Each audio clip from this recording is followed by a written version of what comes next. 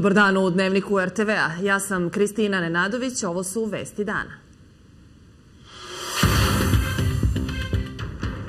Čuvanje podataka o susretu premijera sa pripadnicima Šarićevog klana štetno za interese države i borbu protiv organizovanog kriminala, smatraju kriminolozi.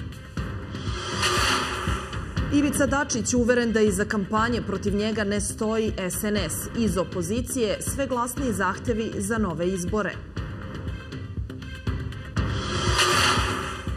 Optimizam i kada se sve manje vozila na lizing oduzima vlasnicima.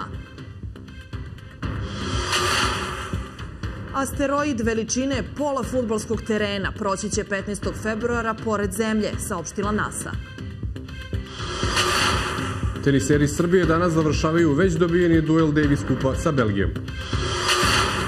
Hladan vazduh sa severa donosi nižu temperaturu. Sutra temperatura do 6 stepeni.